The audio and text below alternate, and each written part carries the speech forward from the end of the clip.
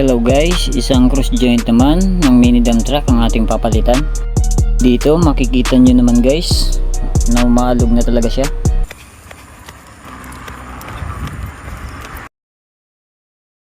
Kaya naman guys, pinagtulong-tulungan na namin na baklasin yung cross joint na yan. Okay. Medyo matigas guys, kaya ginamitan namin ng maso.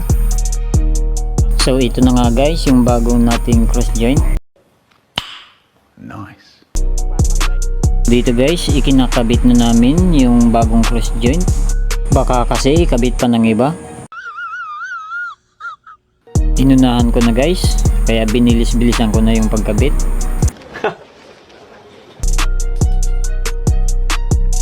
Makikita nyo naman guys na basic lang ang pagkabit ng cross joint.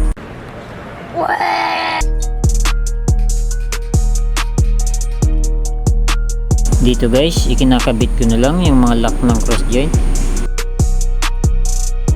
Pagkatapos namin ikabit yung cross joint, ay kinabit na namin yung propeller guys.